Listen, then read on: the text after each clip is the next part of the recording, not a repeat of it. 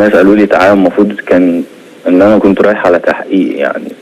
فانا طلبت ان التحقيق يحصل مع الناس اللي انا فاكر مع المدير الفني واللي كان حاضر. انا فاكر، ايوه انا فاكر. فبصيت لقيت القعده مش كده خالص، هو القعده ان انت هو الراجل مش عايزك واحنا هنعمل كده وهو ده اللي عندنا وتمام يعني تمام. فقلت لهم سيبوني افكر وهصلي صلاه استخاره يعني. انا الحاج محمد كلمني ومكالمته دي على راسي، والراجل اتمسك بيا جامد جدا، ولكن يعني ما ينفعش مثلا انت حضرتك تتفق مع حد من غير ما تقول لي مثلا. يعني ما كنتش اعرف حاجه، ساعتها. فبعديها انا روحت البيت وكان الحاج محمد سافر بره مصر، وبعد كده نادي فيوتشر كلموني. من اول قعده مع الناس صدقوني ويعني وقفوا جنبي جامد في وقت بصراحه انا كنت يعني كنت محتاج يعني حد يصدقني، حد يثق في امكانياتك.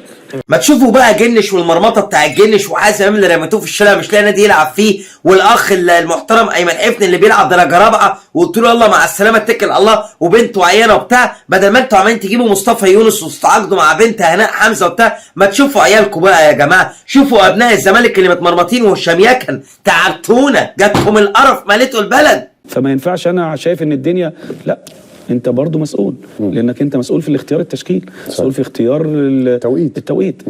دي حاجات كلها زي مثلا شيكابالا بتعرف تنزله امتى وبتعرف تاخد منه امتى. انا في رايي انا بتفق معاك ان زكريا الوردي لازم يتعامل جوه نادي الزمالك كانه ناشئ صغير. يعني يتعمل له حضانه زي ما انت بتقول، يبقى في حمايه، ينزل في الوقت الصح، الماتشات المنافس اللي يقدر ان هو يفوق عليهم وان هو بتاع، وكل دي بالسنس في الكوره بتعتبر يعني بالنسبه لفريرا زي شرب الميه يعني. انا فاكيد شوف انت قلت ايه؟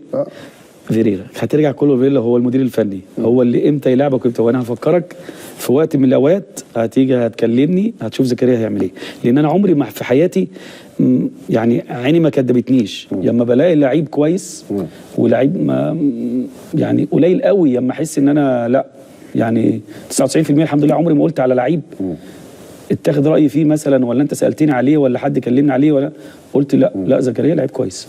زكريا عنده شخصيه، عنده رؤيه، بس محتاج التوقيت اللي انا بقول لك عليه من فيريرا، وده لازم هو اللي يعمله. محتاج خطه لانقاذ صفقته. انا في رايي ميدو وطارق مصطفى بيتكلموا على زكريا الوردي. القعده دي ناقصها محمود علاء يا جماعه.